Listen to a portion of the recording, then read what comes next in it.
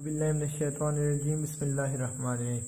Dear student, आज हमारा lecture number 4 है चैप्टर नंबर 1 का केमिकल इक्विलिब्रियम का। और आज जो हमारा टॉपिक है वो है macroscopic characteristics of dynamic equilibrium.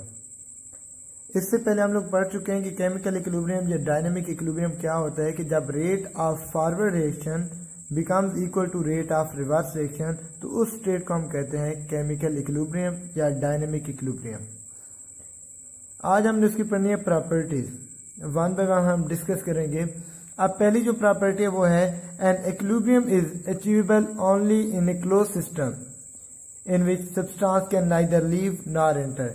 मतलब ये कि आपके पास जो इक्विलिब्रियम होता है वो एक क्लोज सिस्टम के अंदर आपको अचीव हो सकता है, ताकि ना ही कोई चीज उस सिस्टम के अंदर दाखिल हो और ना ही कोई चीज उस सिस्टम के अंदर सिस्टम से बाहर जा सके। ठीक है, मिसाल के तौर पर यहाँ पे अगर आप थोड़ी सी तवज्जो, आपके सामने ये एक ओपन सिस्टम है। ठीक है, आपके पास CaCO3 है। जब हम इसको हीट करते हैं तो आपके पास प्रोडक्ट में बनता है CO2 और कैल्शियम ऑक्साइड, कार्बन डाइऑक्साइड और कैल्शियम ऑक्साइड।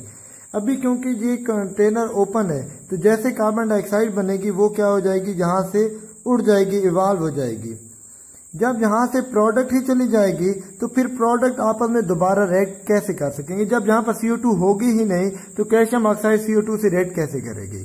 तो जब यहाँ पर कंटेनर ओपन होता है तो ये इरिवर्सिबल हो जाता है। ठीक है, क्योंकि कार्बन डाइऑक्साइड यहाँ से एस्केप आउट हो जाती है, उड़ जाती है, चली जाती है, तो वो दोबारा मिलकर रिएक्टेंट नहीं बना सकती। ठीक है, और अगर इसकी जगह हम इसी कंटेनर को क्या कर देते हैं, क्लोज कर देते हैं। जब यही कंटेनर क्या हो जाएगा, क्लोज हो जाएगा, तो ये जो CO2 है ये यहीं पर रहेगी और ये दोबारा CO2 के साथ रिएक्शन करके दोबारा रिएक्टेंट बना सकती है। मतलब जब कंटेनर क्लोज होगा तो प्रोडक्ट कोई इवॉल्व नहीं कर सकेगा, कोई प्रोडक्ट बाहर नहीं जा सकेगा, तो प्रोडक्ट दोबारा आपस में मिलकर क्या बना देंगे, रिएक्टेंट बना देंगे। अगर ये ओपन होगा तो हो सकता है यहाँ से प्रोडक्ट ही चले जाए। जब यहाँ से प्रोडक्ट चले जाएंगे तो वो दोबारा मिलकर रिएक्टेंट नहीं बना सकते। ठीक है, तो इस वजह से हम कहते हैं कि इक्विलिब्रियम जो है वो आपको सिर्फ और सिर्फ क्लोज सिस्टम के अंदर अचीवेबल है और ओपन सिस्टम के अंदर इक्विलिब्रियम आपको अचीव नहीं हो सकता। प्रॉपर्टी में कहता है कि at equilibrium state a reaction does not stop, कि जब इक्विलिब्रियम अचीव हो जाता है रिएक्शन वहां पे रुकता नहीं है। क्या होता है कि आपके पास जो रिएक्टेंट होते हैं वो मिलकर प्रोडक्ट बना रहे होते हैं और दूसरी तरफ जो प्रोडक्ट होता है वो आपके पास क्या बना रहे होते हैं, रिएक्टेंट्स बना रहे होते हैं। रेट दोनों के इक्वल हो जाते हैं। रेट ऑफ फॉरवर्ड रिएक्शन जो होता है वो इक्वल हो जाता है रेट ऑफ रिवर्स रिएक्शन के, यानी कि रिएक्टेंट मिलकर प्रोडक्ट बना रहे होते हैं और प्रोडक्ट मिलकर दोबारा रिएक्टेंट बना रहे होते हैं, तो ये एक रिवर्स रिएक्शन होता है। ठीक है, यहाँ पर रिएक्शन रुकता नहीं है, रिएक्शन जारी रहता है। दोनों का रेट सेम हो जाता है। रेट से मुराद है कि एक सेकंड के अंदर जितने रिएक्टेंट मिलकर प्रोडक्ट बना रहे होंगे एट द सेम टाइम उतने ही प्रोडक्ट दोबारा मिलकर क्या बना रहे होंगे, रिएक्टेंट बना रहे होंगे। अमाउंट दोनों की कांस्टेंट हो जाएगी, लेकिन रिएक्शन रुकेगा नहीं, रिएक्शन दोनों डायरेक्शन में जारी रहेगा। और ये हो रहा होता है कि रिएक्शन और प्रोडक्ट की जो अमाउंट होती है वो कांस्टेंट रहती है। तो इसलिए वो कहता है कि जब इक्विलिब्रियम अचीव हो जाता है तो रिएक्शन यहाँ पर रुकता नहीं है, रिएक्शन जारी रहता है। ठीक है, ये इसकी दूसरी प्रॉपर्टी थी। प्रॉपर्टी के अंदर भी वो यही बात कह रहे हैं कि at equilibrium state the amount of reactant and the product do not change, even physical property like colour, density etcetera remain same. मतलब ये है कि जब आपके पास रिएक्शन एक मरतबा इक्विलिब्रियम में आ जाता है तो वहां पर रिएक्टेंट और प्रोडक्ट की अमाउंट कांस्टेंट हो जाती है। तो जब उनकी अमाउंट कांस्टेंट हो जाती है, एक सेकंड में जितने रिएक्टेंट मिलकर प्रोडक्ट बना रहे होते हैं एट द सेम टाइम उतने ही प्रोडक्ट टूट कर दोबारा रिएक्टेंट बना रहे होते हैं, तो अमाउंट पे कोई फर्क नहीं पड़ता। और जब एक रिएक्शन इक्विलिब्रियम स्टेट अचीव कर लेता है उस वक्त उसकी जो कलर होता है वो भी वही रहता है, उसका जो मतलब है कि डेंसिटी वगैरह वो सारी सोल्यूशन वाली वही रहती है, वो भी चेंज नहीं होती। क्यों? क्योंकि जब रिएक्टेंट और प्रोडक्ट की अमाउंट ही चेंज नहीं हो रही तो उनकी प्रोडक्ट भी उनकी प्रॉपर्टीज भी वही रहती हैं। ठीक है, तो ये थी इसकी थर्ड प्रॉपर्टी।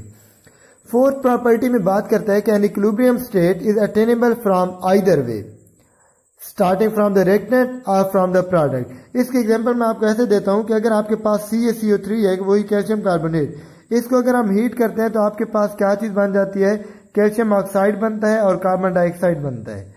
ठीक है, ये रिएक्शन हमने स्टार्ट की है प्रोडक्ट से। अगर हम इसी रिएक्शन को स्टार्ट करते हैं रिएक्टेंट से तो वो ऐसे हो सकता है कि CaCO3 जो है इसका CaCO3 नहीं CaO और कार्बन डाइऑक्साइड ये दोबारा आपस में रिएक्शन करके क्या चीज बना सकते हैं, CaCO3। तो दोनों में इक्विलिब्रियम हासिल हो सकता है, चाहे आप प्रोडक्ट से स्टार्ट करें चाहे आप रिएक्टेंट से स्टार्ट करें, तो आपके पास इक्विलिब्रियम दोनों डायरेक्शन में अचीव हो सकता है। ठीक है, अगर हम दूसरी बात करते हैं, दूसरी एग्जांपल ले लेते हैं। फॉर एग्जांपल मैं बात कर लेता हूँ हाइड्रोजन और आयोडीन की। तो हाइड्रोजन और आयोडीन, चाहे आप हाइड्रोजन और आयोडीन का आपस में रिएक्शन कराएं और उससे हाइड्रोजन आयोडाइड बनवाएं, या फिर क्या हो कि आपके पास हाइड्रोजन आयोडाइड ऑलरेडी मौजूद है, आप इसको क्या करते हो, हीट करते हो और आपके पास दोबारा हाइड्रोजन बने और आयोडीन बने। दोनों में चाहे आप रिएक्टेंट से स्टार्ट करें चाहे आप प्रोडक्ट से स्टार्ट करें, इक्विलिब्रियम ने लाजमी तौर पर अचीव होना है। ठीक है, मतलब ये दोनों डायरेक्शन से, रिएक्टेंट से जाए या प्रोडक्ट से स्टार्ट करें रिएक्शन को, इक्विलिब्रियम स्टेट आपको अचीव हो सकती है। ये थी इसकी प्रॉपर्टी नंबर 4। जो नेक्स्ट है प्रॉपर्टी नंबर 5, उसमें कहता है कि an equilibrium state can be disturbed and again achieve under the given condition of the concentration, pressure and temperature. एक और एग्जांपल मैं देता हूं कि आपके पास नाइट्रोजन और हाइड्रोजन ये आपस में मिलकर क्या बनाती हैं, अमोनिया बनाती हैं। ये इंडस्ट्री के अंदर होता है, फर्टिलाइजर बनाने में ये रिएक्शन हमें काम आता है।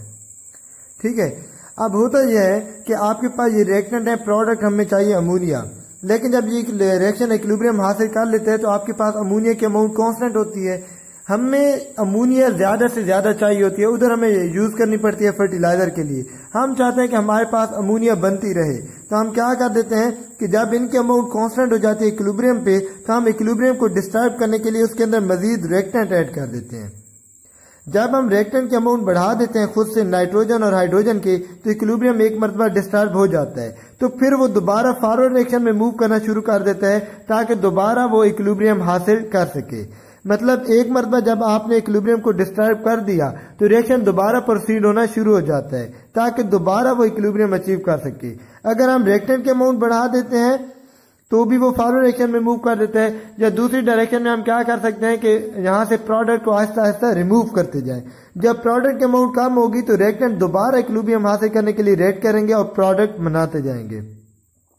तो इस तरह अगर हम कंसंट्रेशन चेंज करते हैं तो रिएक्शन दोबारा स्टार्ट हो जाता है और तब तक जारी रहता है जब तक कि दोबारा इक्विलिब्रियम हासिल नहीं हो जाता।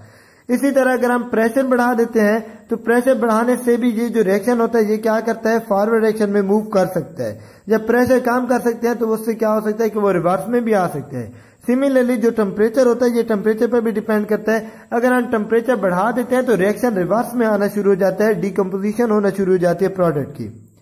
तो वो रिएक्शन तब तक जारी रहता है जब तक दोबारा वो इक्विलिब्रियम हासिल ना कर सके। मतलब ये कि एक मरतबा जब आपने केमिकल इक्विलिब्रियम पे रिएक्शन आ गया है, आपने उसको डिस्टर्ब कर दिया है, आपने वहां पे कंसंट्रेशन चेंज कर दी है, या आपने टेम्परेचर चेंज कर दिया है, या आपने वहां पे प्रेशर चेंज कर दिया, कोई कंडीशन आपने चेंज कर दी है, तो रिएक्शन दोबारा स्टार्ट हो जाता है और दोबारा वो रिएक्शन तब तक जारी रहता है जब तक वो दोबारा इक्विलिब्रियम हासिल नहीं कर लेता। ये थी इसकी 5 प्रॉपर्टीज। पहली प्रॉपर्टी में सिंपली कहता है कि आपके पास जो कंटेनर है वो क्लोज होना चाहिए ताकि कोई रिएक्टेंट या प्रोडक्ट है वो इवॉल्व ना हो सके, बाहर ना जा सके। ठीक है, तब भी जाकर वो रिएक्टेंट मिलकर प्रोडक्ट बनाएंगे और प्रोडक्ट दोबारा रिएक्टेंट बना सकते हैं। दूसरी प्रॉपर्टी में इसने कहा है कि रिएक्शन रुकता नहीं है, दोनों के रेट बराबर होते हैं, यानी कि फॉरवर्ड और रिवर्स रिएक्शन का रेट बराबर होता है। जितनी देर में रिएक्टेंट मिलकर प्रोडक्ट बनाते हैं एट द सेम टाइम उतनी देर में प्रोडक्ट मिलकर दोबारा उतने ही रिएक्टेंट बना देते हैं।